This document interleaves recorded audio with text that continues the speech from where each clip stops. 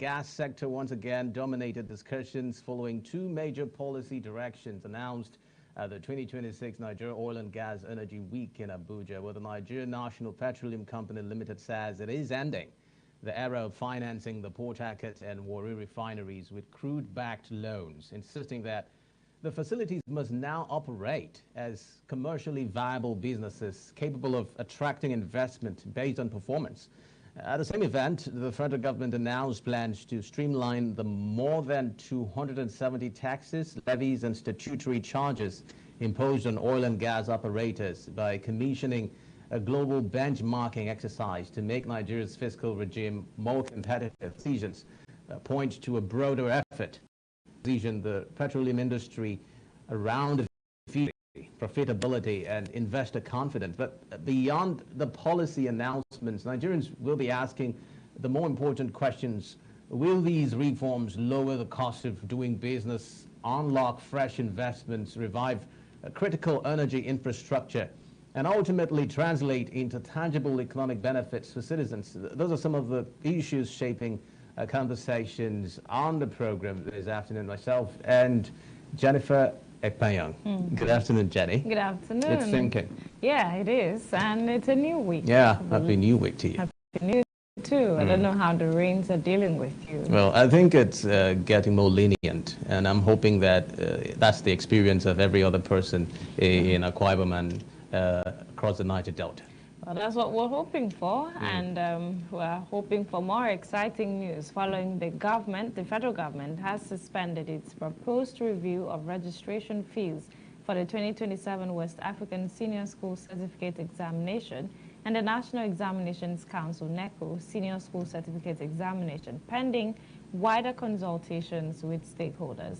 The Federal Ministry of Education announced the decision in a statement, saying it had withdrawn its June 18, 2026 letter conveying the proposed fee adjustment to allow for a comprehensive review of the proposal. Well, according to the ministry, the decision followed concerns and feedback from members of the public over the planned increase. It explained that the proposed review was necessitated by rising operational costs associated with conducting credible national examinations, noting that registration fees had remained largely unchanged for several years despite increases in expenses. Well, to understand that, regardless of the expenses, I don't think students or parents should bear the burden of those increases, especially considering the times now with education. We shouldn't be looking at overburdening issues in the education sector. Since the story broke, Jennifer, I've been refreshing my feeds to see a story of this nature. I was expecting them to do something about it because the outcry was really loud. A lot of people condemned the development, and we even received calls regarding how we can table this on the Niger Delta Today program to really get people's perspective regarding this particular development. But it's good to see that the federal government is listening to... Yeah, I like the fact that paying attention to the people, because if we're talking of the education sector, it's one sector that it's very important. And there's so much insecurity around schools now, and so it's better to avoid anything that will raise or pursue people from schools. Because to start with, how many parents can afford 50,000 naira per child? Imagine someone who has 3 children taking exams at the same time. That's 150. And let's not even talk about transportation and all that. It's necessary to factor into all of that. And I understand at a point, federal government used to subsidize the fees, WAEC fees and NECO fees for SS3 students back then. I don't know if that is still ongoing, but across unity colleges, that had been the standard for years. And some states had also swung into that, assisting parents to at least subsidize the fees for WAEC and NECO examinations. But I hope this continues. Absolutely. Well, we can't also help but mirror some of the concerns that the Education Ministry raised regarding why they had to review the fees. They complained that logistics became more difficult, that for a very long time now, this sector has remained, on review. They've not changed the fees for a very long time, despite the economic realities that have been seen. But the question is, who caused the realities? that is a rhetorical question that we cannot answer in the studio. Exactly. Let's move straight to Edo State, where amid growing national attention on the conduct of local government elections and the strengthening of grassroots democracy, Edo State has successfully conducted elections into its 18 local government councils. The Edo State Independent Electoral Commission has declared the ruling All Progressives Congress winner of all chairmanship and councillorship positions contested in the exercise. So, while the Commission described the election as largely peaceful and credible, despite minor operational challenges, it has advised aggrieved candidates and political parties to seek redress through the appropriate legal channels. Well, joining us to address some of the reactions that have come up as a result of this election, Special Advisor Local Government and Chief Tenancy Affairs to the Edo State Governor and former Local Government Chairman, Honorable Ansam Adima, joins us from Edo State. Good afternoon to you, sir. Thank you for joining us on the program this afternoon. Good afternoon to you guys down there. Sir, and the reports has it that APC swept all the seats in both chairmanship and councillorship positions, and that should be a great feat for the All Progressives Congress. But then the people would like to understand this great feat. Is it out of the work put in by the governor or the campaigners, or this is just some political moves? You can attest to that, because I know for sure you've been following the whatever is happening in Edo State. The governor of Edo State, my principal, went around the whole senatorial trying to galvanize votes for our candidates. And the job that the governor is doing is something that, we have not witnessed before. So all put together is what exactly happened on Saturday when we went out to do the council election. The candidates were well picked for this election, and because the governor doesn't want to have any story about not carrying any local government along, and that is exactly what we saw. Slide of this nature usually raises concern about the credibility of such elections. What would you have to say to persons who question the credibility of the local government election? Yeah, I'm not surprised that people question it, because what we witnessed is something that we have not witnessed in Edo before.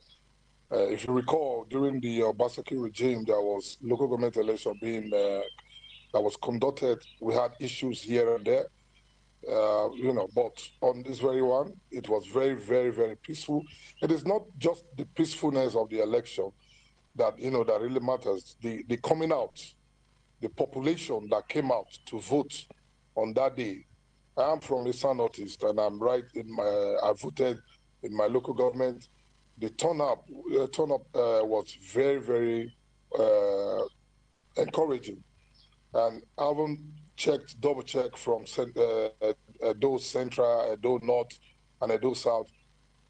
It was absolutely the same thing, and that is exactly what reflected in any results that the ESSEC just declared.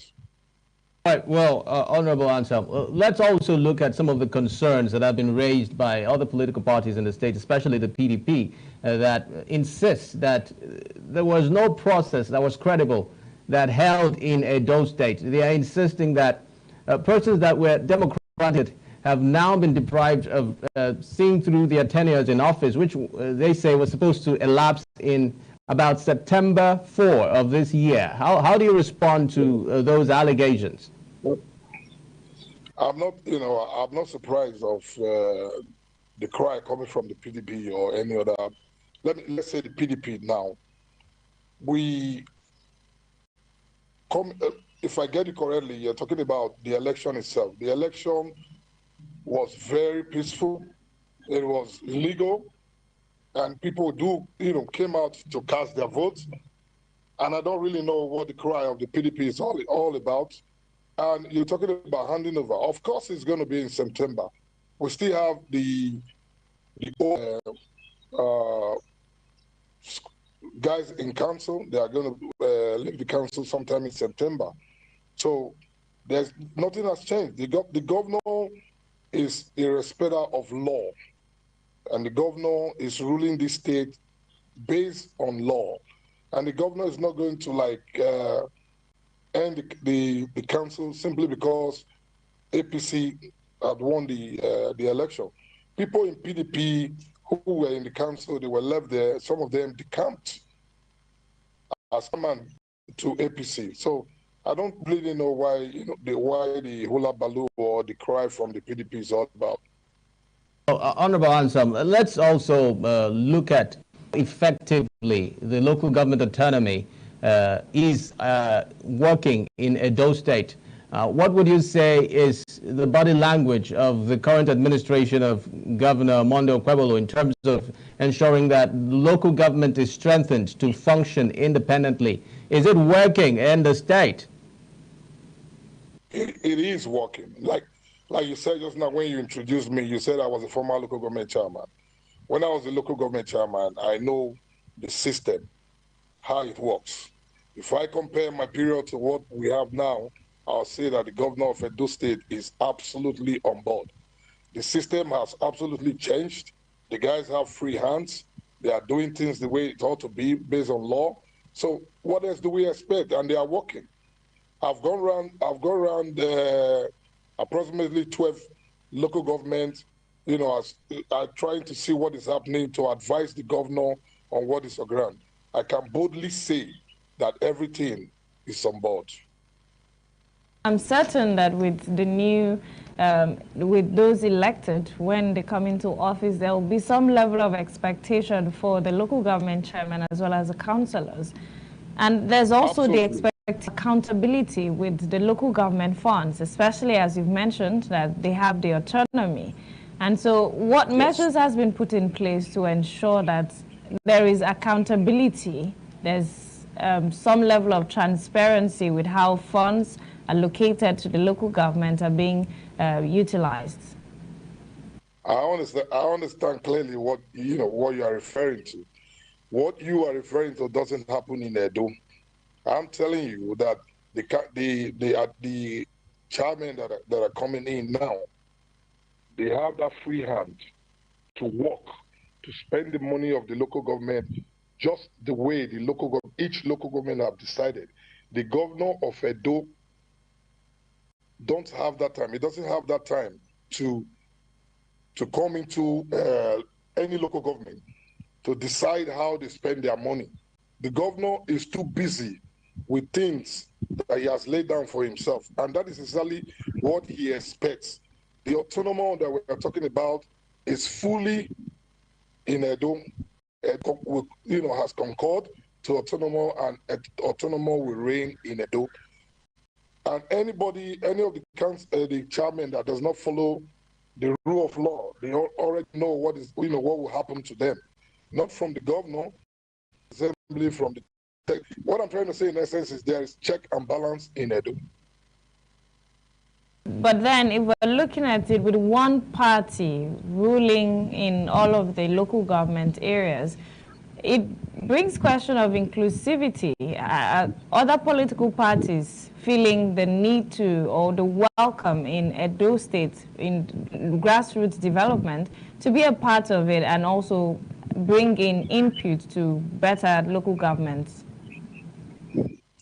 Edo is free.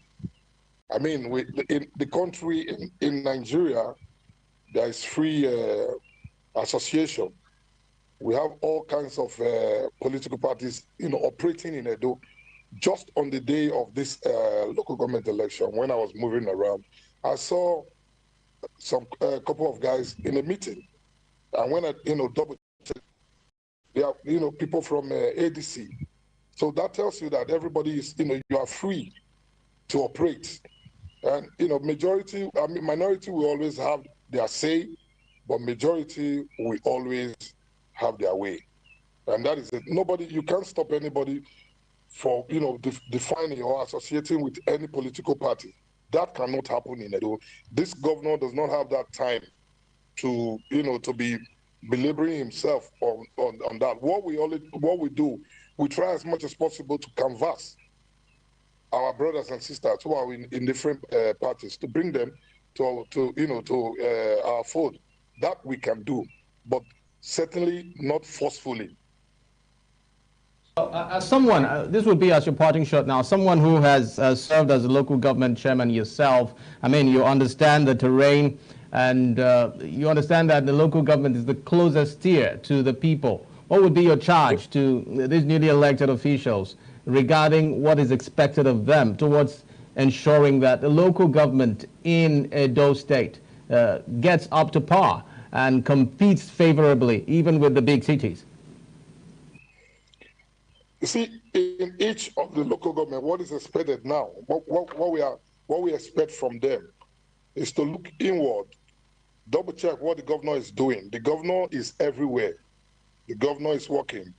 The governor is fighting insecurity. So the local government is expected in their each local government to, there should be an eye mark on insecurity. We need to fight insecurity in any sport. And any local government that this is, that we have insecurity needs to be on board. And that's one thing that is expected from, that the governor expects from the chairman, and that is what the people of Edo will expect from each local government chairman. And at the end of the day, the local government chairman need to be there for the people, because it's local. It's in my language, we call it Ubonowa. That means the farm that is close to the house. So people, if you have a good local government chairman, people will not be running to Benin. You have to see your local government chairman for some certain issues. And even when the local government chairman cannot settle this issue, he can take this issue to Benin, and the governor will be willing and ready to help. So we expect the local government chairman to be on board, to do exactly what the governor, to work with the governor, do things that the governor is doing positively, and if they do that, they will have 99%. The local government chief secretary affairs to the Edo State governor, former local government chairman, Honorable Ansel Madima, thank you for speaking to us this afternoon. Thank you very much. And bring United Delta updates next.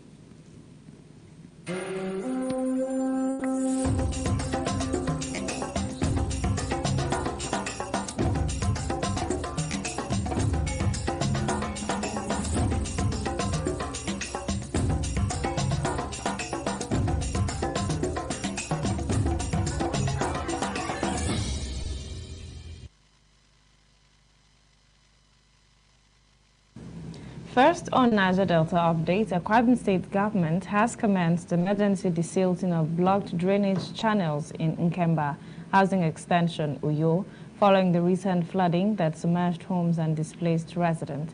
The exercise being carried out by the Akwa Ibom State Environmental Protection and Waste Management Agency is aimed at restoring the free flow of water and preventing a recurrence of the disaster.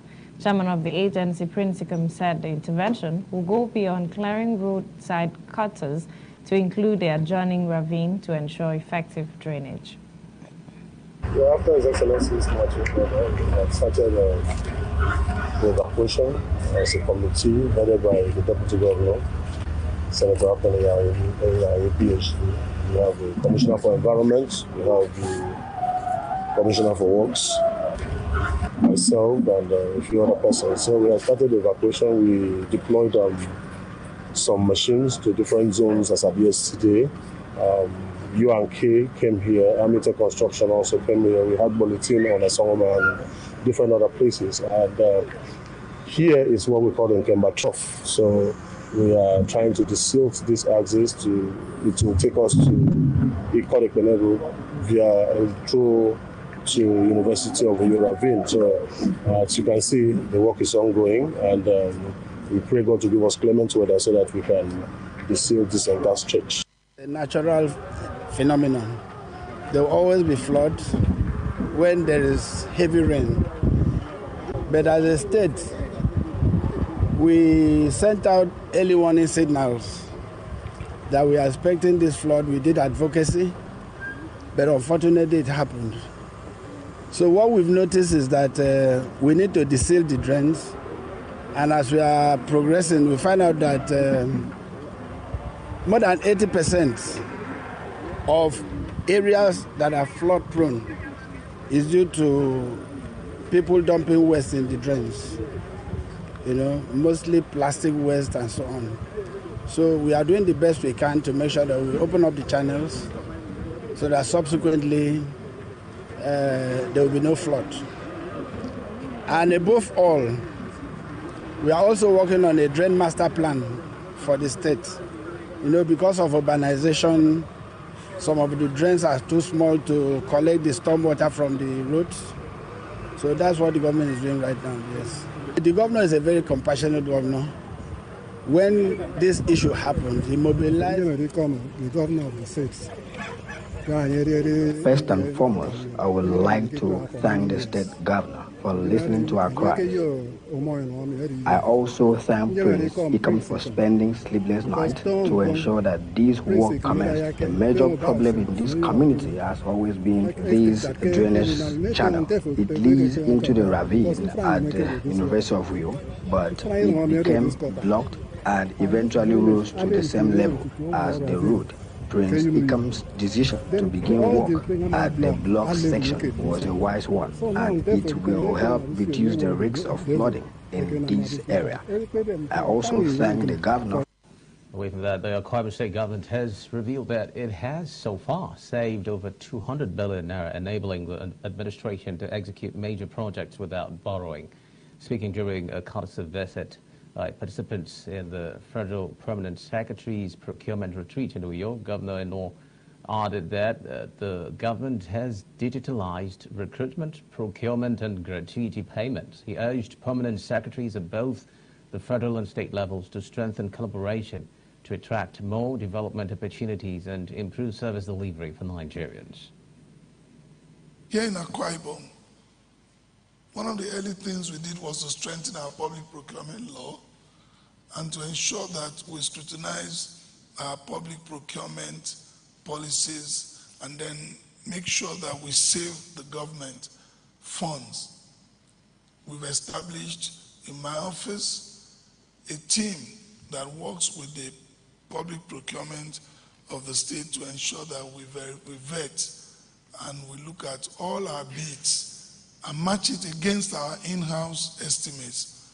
And that in itself, in the last 3 years, has saved us over 200 billion naira. Leadership of Bola Ahmed Tinubu, GCFR, President and Commander-in-Chief of the Armed Forces, the federal government is advancing a whole-of-government approach to reform. Our conviction is simple. Nigeria cannot have a strong civil service except the federal, state, and local government public services work in alignment. Indeed, citizens do not distinguish between federal, state, and local government when they seek public services. When any public institution fails, they simply say, government has failed. As health authorities continue to strengthen surveillance against Ebola and other infectious diseases, the Ministry of Health says it is maintaining a high level of preparedness to detect and respond to any suspected case. Adbn TV's Zumfonakwan visited the ministry's Emergency Operations Center in Akwa Ibom State, where emergency calls are received, response teams are coordinated, and ambulances dispatched. Here's the report. On an ordinary day, it appears calm. Phones ring occasionally, officers monitor reports, and emergency teams remain on standby. But behind this quiet routine is a system designed to respond the moment an infectious disease threat is detected. The State Emergency Operations Center serves as the coordination hub for public health emergencies. To understand how Akwa Ibom is preparing against Ebola, we joined the state epidemiologist, Dr. Nchiek Edetime, as she walked us through the state's response strategy. Capacity building for the healthcare workers, then also some of them, the frontline healthcare workers. Then also at the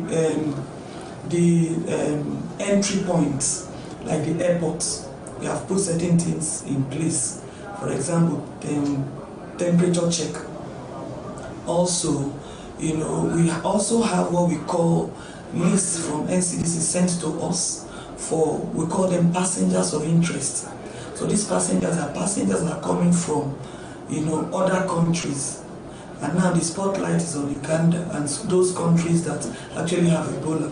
So what we do is that when we get the list and their phone numbers, and for the time they stay in the state, we get their phone numbers, call them, monitor their temperature, and also make sure that they don't go to crowded areas. Following a strategic review by the Nigeria Center for Disease Control and Prevention, NCDC, Akwa Ibom State has been prioritized for enhanced Ebola surveillance and additional response support. Akwa Ibom State has been placed on red alert. It's one of those states that have, international, airports. Also, those states even have seaports, and also porous borders. Beyond planning, every emergency call sets a coordinated response in motion. Even after an ambulance leaves the station, the Operations Center continues to monitor the response until the patient arrives safely at the hospital. We also followed the response team inside one of the emergency ambulances to see how care begins long before a patient reaches the hospital. So we get a call from the call center that there is an emergency. Because we are set for all emergencies, we've done all the preparedness that is needed. So all we need to is to jump into the ambulance, turn on all the machines, turn on the inverter, get the machine, set up the oxygen, depending on the case. For example, if it's a cholera outbreak, we ensure that our flutes are ready. Health authorities say there is no cause for alarm, but they encourage residents to report any unusual illness promptly. Mfonakban. Lastly, on Niger Delta updates, the Edo State local government election got underway. A peaceful note, with Governor Mondo Pueblo describing voter turnout as encouraging and commending residents for their orderly conduct. Accredited observers also gave the exercise a positive assessment, saying early reports from polling units across the state indicated a peaceful and transparent voting process. Well, that's it. The Niger Delta update to take further, and the focus of the day is next. This day.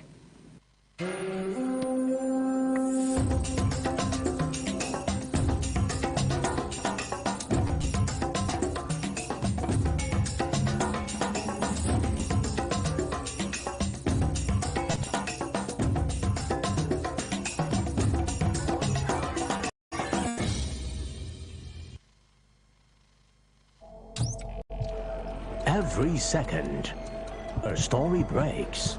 President Bola Tinubu has formally presented the 2026 appropriation bill to the National Assembly. The nation reacts. The world shifts. History moves in real time. Before the noise, before the opinions. One screen keeps you connected. From the headlines shaking the nation to the stories everyone talks about tomorrow. Stream anytime, anywhere. When the story matters, you know where to turn. Adbn. A part of you. The global is never static.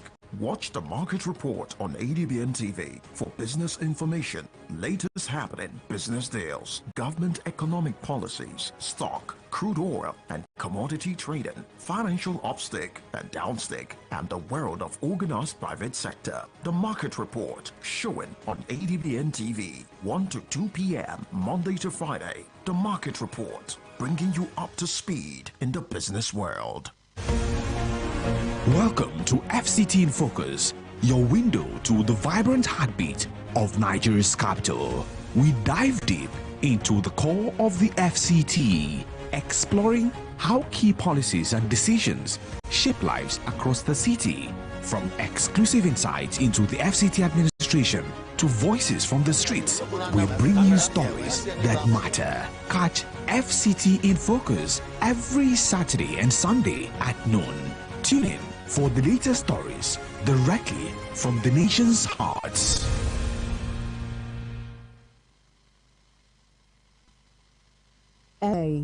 Decisions are made, policies are announced, challenges emerge, and lives are changed. But beyond the headlines, beyond the politics, beyond the noise, are the conversations that matter. On Softline, Nigeria's leading voices unpack the issues shaping our future, from governance to business, education, healthcare, technology, security, and the economy. Real conversations, expert insights, solutions that move the nation forward. Because understanding today's decisions shapes tomorrow's opportunities. Now airing 4 p.m. every weekday and Saturdays. Softline, where informed decisions begin.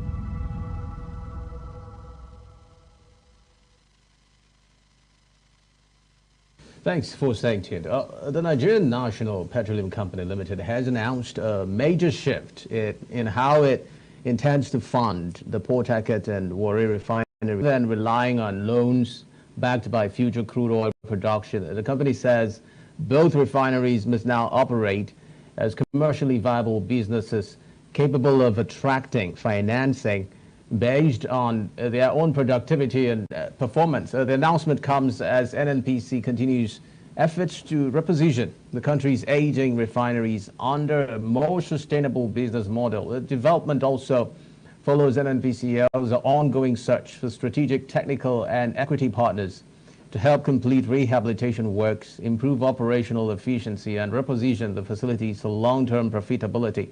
It signals what many see as another important chapter in Nigeria's long and often frustrating journey towards achieving functional domestic refining. But does this represent a genuine change in strategy or simply another policy announcement? Can these refineries realistically generate enough value to fund themselves after years of underperformance? And what should oil-producing communities, investors, and ordinary Nigerians expect from this new direction?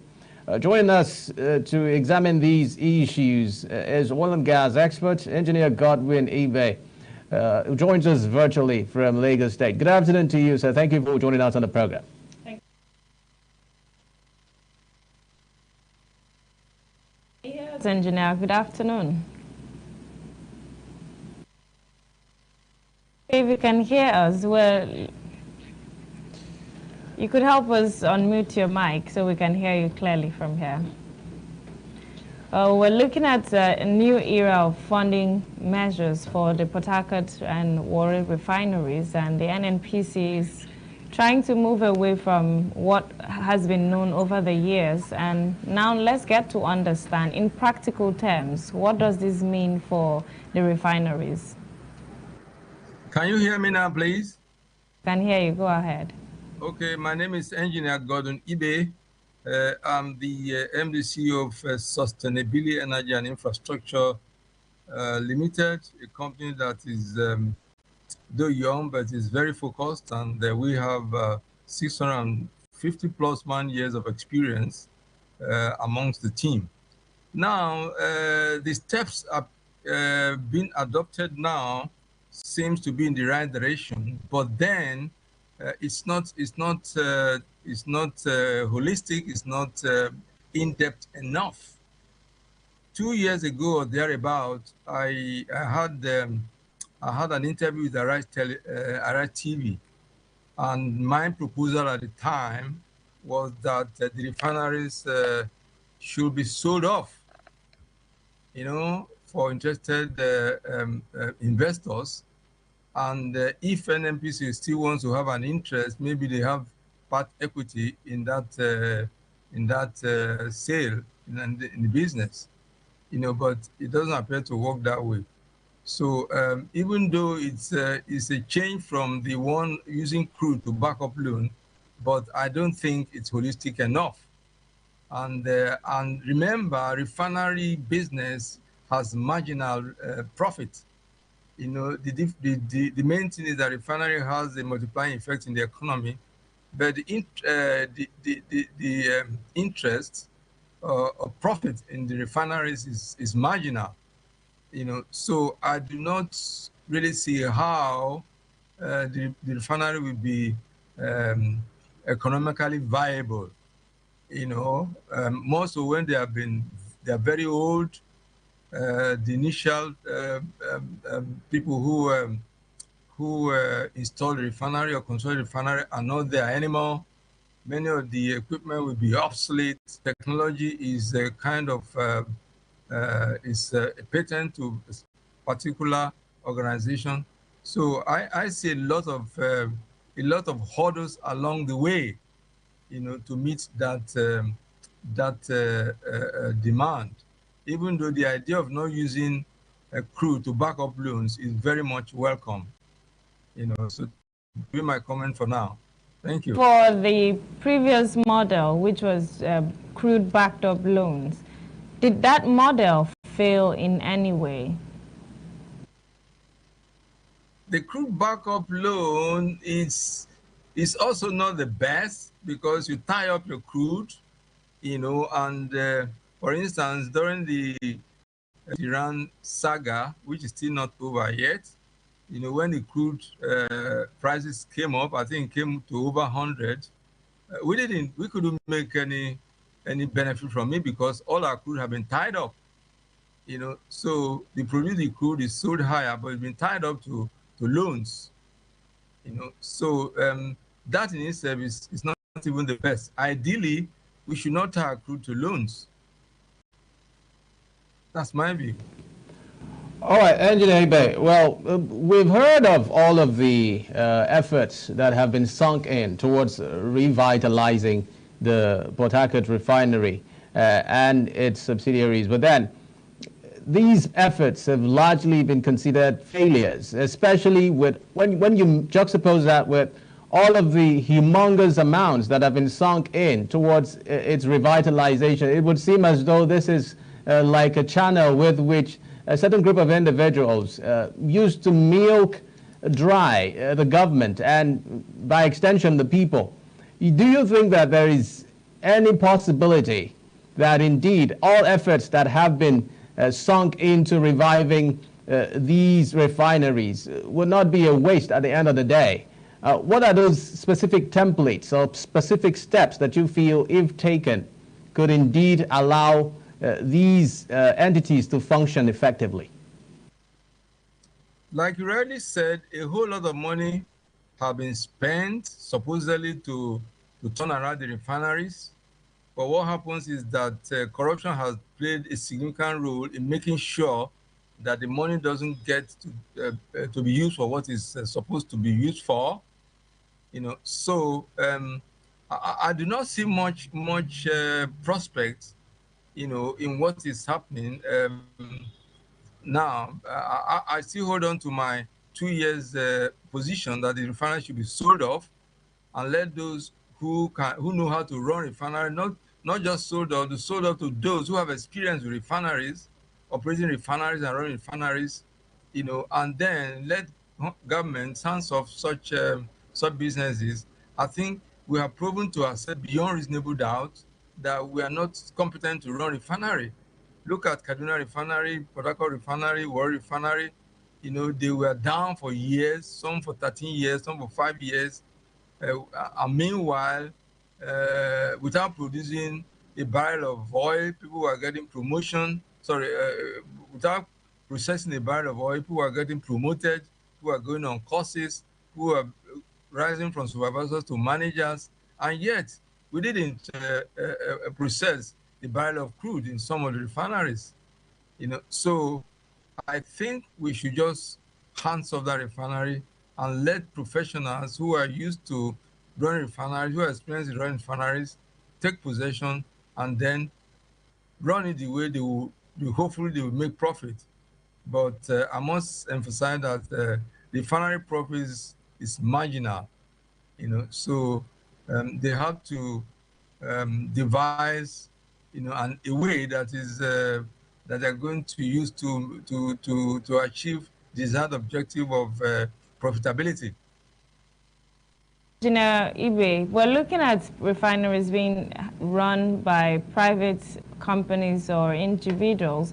How effective would that be, considering that we've had previous experiences where governments industries were taken over by private individuals and companies, and yet little or no input made or little or no impact made over the years. How impactful would this be? I'm not quite sure I agree with you. Maybe you need to give me an example. For example, look at Dangote refinery. Remember Dangote bought, I think it was the Port Harcourt refinery in the days of, I think, Obasanjo or so. And then one of the presidents came and rescinded the decision. You know, if Dangote had taken over the refinery, it would be a different story today. But then the government rescinded their seats, you know, and then they still left in the hand of NNPC. That was not really experienced to run refinery. We are proven to ourselves beyond reasonable doubt that we can't run refinery. We have tried it for more than 20 years, and yet nothing good is coming out of it. And we say we want to government devotes a whole lot of money, billions, you know, to do turnaround maintenance, and we get nothing out of it. Rather, the money disappears into private hands. You know, so whatever the government does now, I still have my position. I still retain my position that such refineries should be sold off to private individuals who have experience with running refineries. Well, we must thank you very much, Engineer Godwin Ibe, for speaking to us on this issue. We'll keep our eyes on what's happening in the Port Harcourt refinery, and of course keep bringing you updates regarding this particular development. But then there's another very important development, the federal government still on the oil sector and how it is operating. We'll take a breather and bring you that conversation real quick. Every second, a story breaks. President Bola Tinubu has formally presented the 2026 appropriation bill to the National Assembly. The nation reacts. The world shifts. History moves in real time.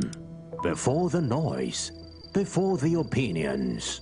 One screen keeps you connected.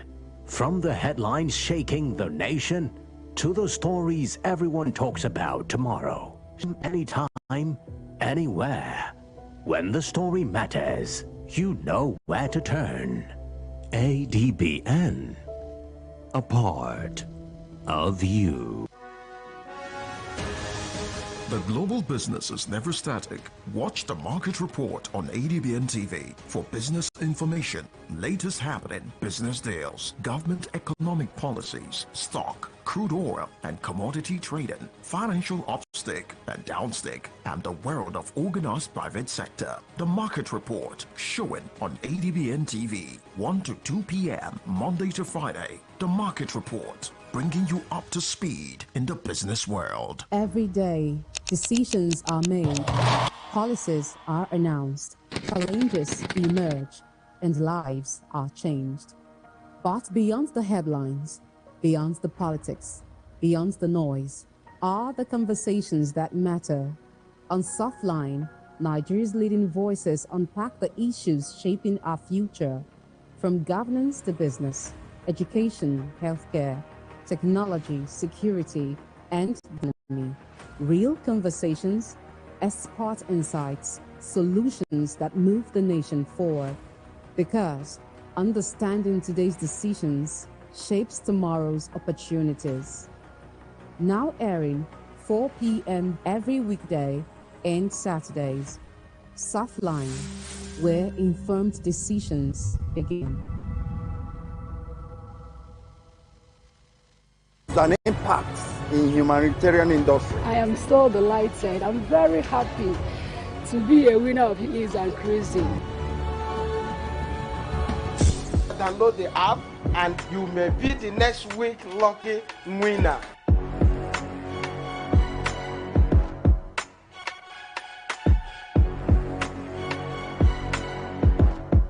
We have been able to give you a different perspective to entertainment program.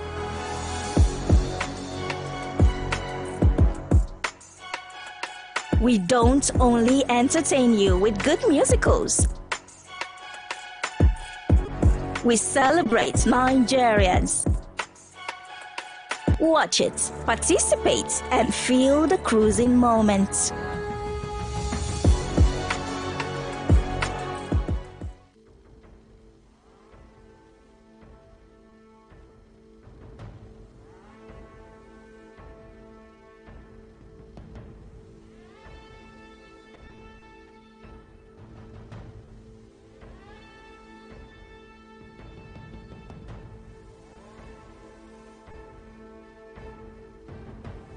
Contribute.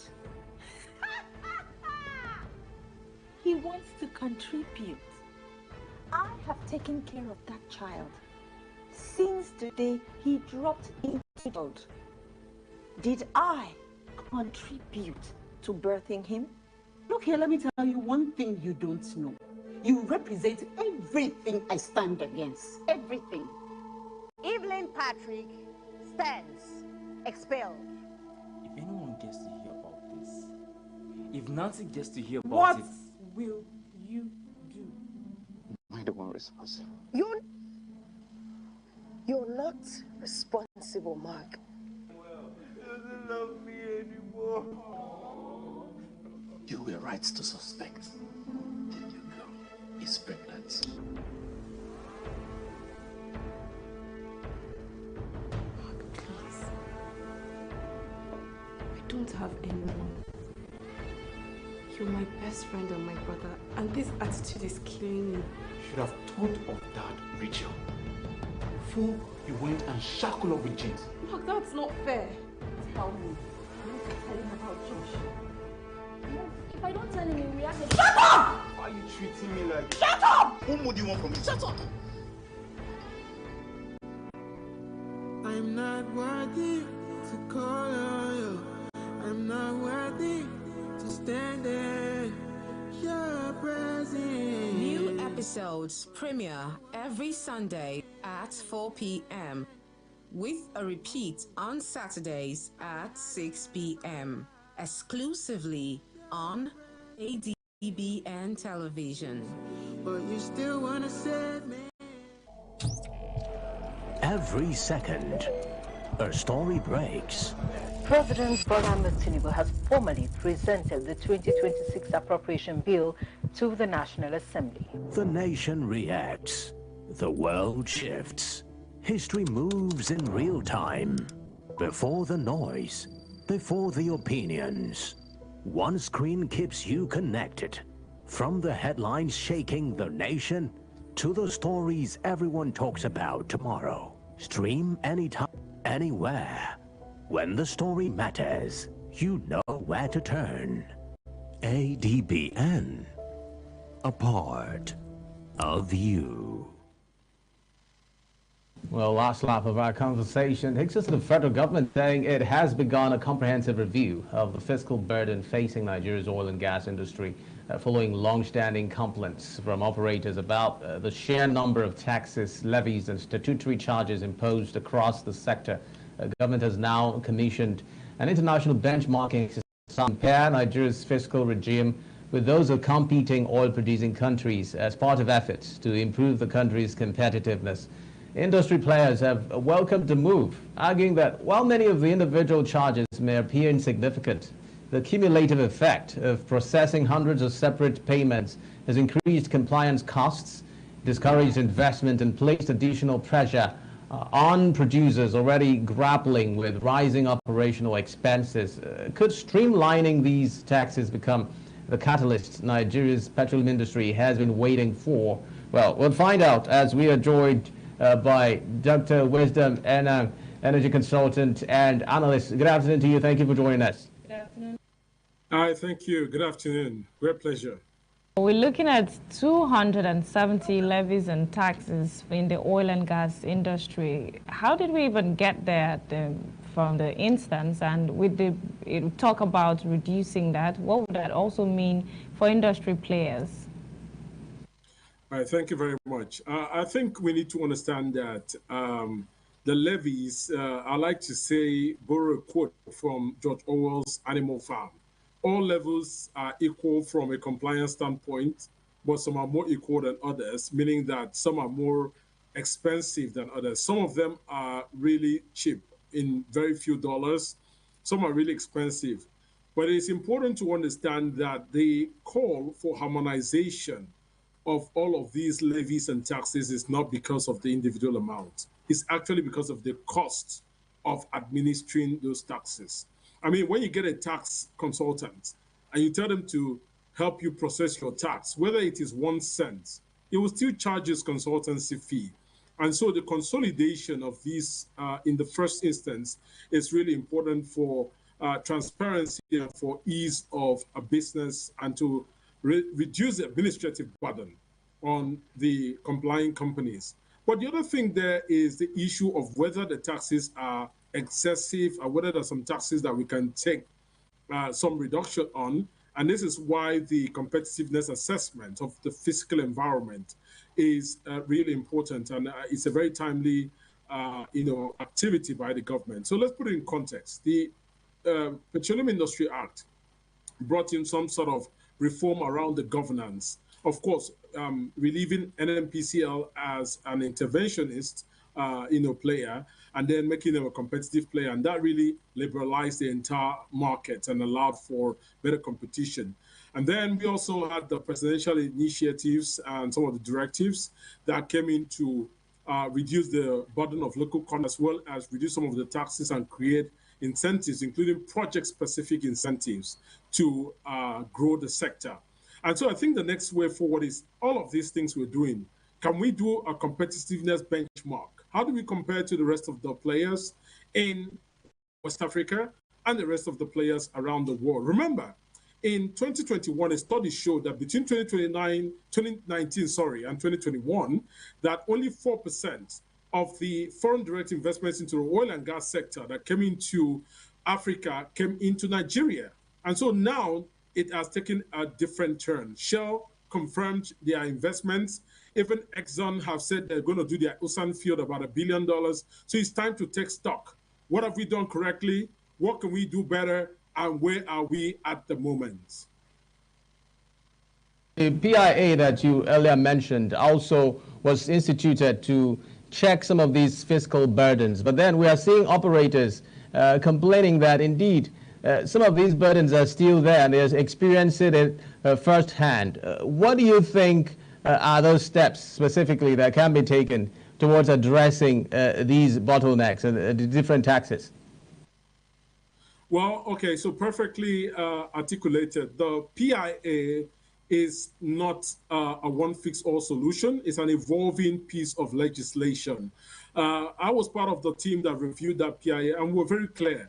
We needed to start working with something. We could not delay it any longer. Haven't delayed it for the past 20 years. And so what we needed to do was to get working and then refine it. Thankfully, the PIA itself allows for some sort of rejig along the way. And basically, the president is leveraging on the constitutional powers granted by the Petroleum Industry Act to make those reforms as deemed fit as part of the PIA execution. And this is just one of it. So, I mean, this is the beauty of having a system that works. The PIA creates the omnibus vehicle that takes us to our destination in terms of the energy reforms. But along the way, the driver is allowed to make judgments on how to navigate the pathway. So I think we're on the right path. And I say that confident of the fact that this activity that is going on, the benchmarking activity, comes on the backdrop of interaction between the stakeholders in the sector and the regulators. So I think that is a very key thing to take note of. So going forward, I see that whole dialogue even extend beyond the upstream section. Now we're looking at the same dialogue, provisioned by the PIA, allowed us to be able to path a way forward to reducing the prices of cooking gas from about 2.3 to about 1.4. Now the same path forward has also, brought the dialogue around reducing the cost of PMS. So I think this is all occasioned by the PIA. The PIA is not comprehensively perfect, but it is a piece of legislation that is working, and with further refinement, and executive support, legislative support as well, it will even become better. Now, I don't know how I can squeeze 30 seconds from you, but then these are issues that concern multinationals and talking about these reforms. And then the average citizen might be wondering, how do reforms affecting multinationals trickle down to the person on the street? If the federal government is able to succeed in checking some of these issues, what would be the ripple effect it will create for the average citizen? In just 30 seconds, please. Thank you very much. In between the reforms and the activities of the multinationals is the local content, which allows the local people to be a part of those. So think about it this way: a more competitive environment occasioned by favorable fiscal policies means that companies can commit investments, towards expanding their portfolio. It means that people like us would have activities to do, and other people as well across the various execution value chain will have activities. So more jobs, more opportunities, and of course, expansion of our petroleum sector, which of course leads to the primary, secondary, and tertiary linkage, which again creates more opportunities for the ordinary person. Consultant and analyst, Dr. Wisdom Emma, always a pleasure speaking to you on Niger Delta today. Thank you for your time with us. Thank you very much. Great pleasure. Enjoy the rest of your week and your day. God bless you. Well, that's the size of the program this afternoon. My name is Xavier Robert, wishing you a terrific week. And I am Jennifer Payong. Do have a great Monday.